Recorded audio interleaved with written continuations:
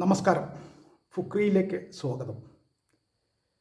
പോളണ്ടിൻ്റെ ഇതിഹാസ താരം, എക്കാലത്തെയും മികച്ച ഫുട്ബോളർമാരിൽ ഒരാൾ റോബർട്ട് ലെവൻഡോസ്കി 18 വർഷത്തെ തൻ്റെ അന്താരാഷ്ട്ര കരിയർ അവസാനിപ്പിക്കുമെന്ന് സൂചന നൽകിയിരിക്കുന്നു.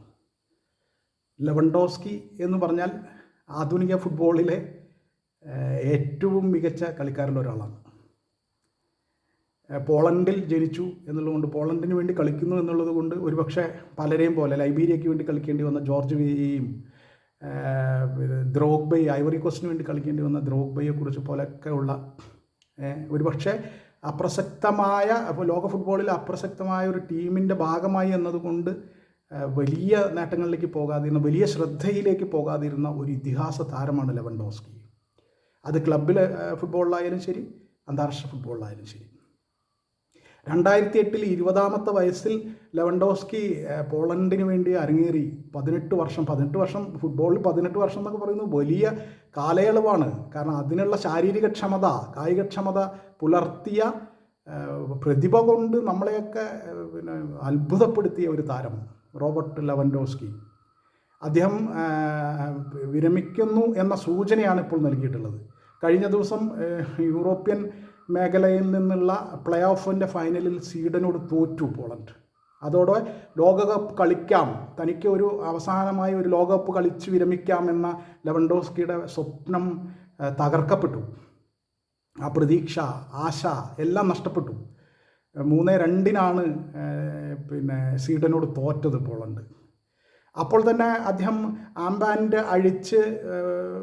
ആംബാൻഡും പിടിച്ച് നിൽക്കുന്ന ഒരു പടം അധികം വൈകാതെ അദ്ദേഹം സോഷ്യൽ മീഡിയയിൽ പോസ്റ്റ് ചെയ്തു. എന്നിട്ട് ഇങ്ങനെ പറഞ്ഞു: വിട പറയാൻ സമയമായി. അത് തീർച്ചയായിട്ടും ലെവൻഡോസ്കി അന്താരാഷ്ട്ര ഫുട്ബോളിൽ നിന്ന് വിരമിക്കുന്നു എന്നതിൻ്റെ സൂചനയാണ് എന്നുള്ളത് ഉറപ്പാണ്. ഇനി പോളണ്ടിന് വരാനിരിക്കുന്ന അന്താരാഷ്ട്ര ഷെഡ്യൂൾ എന്ന് പറയുന്നത് സെപ്റ്റംബറിലെ നാഷൻസ് ലീഗ് കപ്പാണ്. അതിന് മുന്നേ, ഇപ്പം 37 വയസ്സുള്ള ലെവൻഡോസ്കി അതിന് മുന്നേ വിരമിക്കും എന്ന് തന്നെയാണ് നമ്മൾ മനസ്സിലാക്കുന്നത്.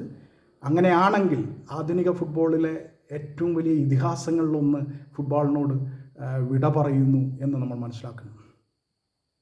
ഇപ്പോൾ ക്ലബിൽ ബാഴ്സലോണയ്ക്ക് വേണ്ടി കളിക്കുന്ന ലെവൻഡോസ്കി ക്ലബ് ഫുട്ബോളിൽ തകർപ്പൻ ഫോമിലാണ്.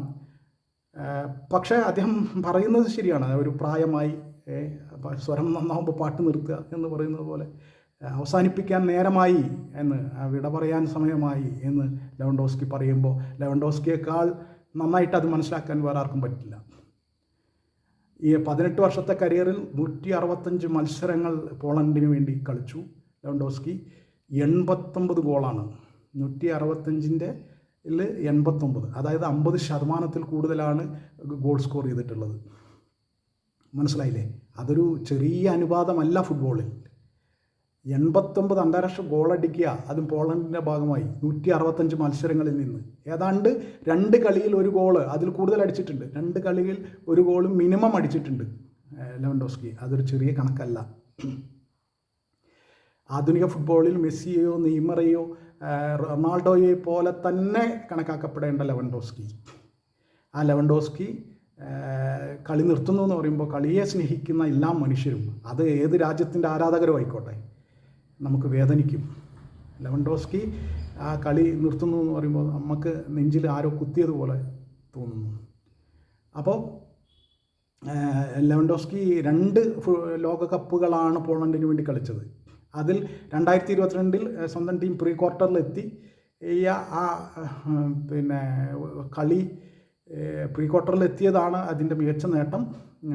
തീർച്ചയായിട്ടും ഇത്തവണ ഒരു ലോകകപ്പ് കൂടി കളിച്ചിട്ട് വിരമിക്കാമെന്ന് ലെവൻഡോസ്കിയെ പോലെ തന്നെ ആരാധകരും ആഗ്രഹിച്ചിരുന്നു. ഫുട്ബോളിനെ സ്നേഹിക്കുന്നവർ ആഗ്രഹിച്ചിരുന്നു.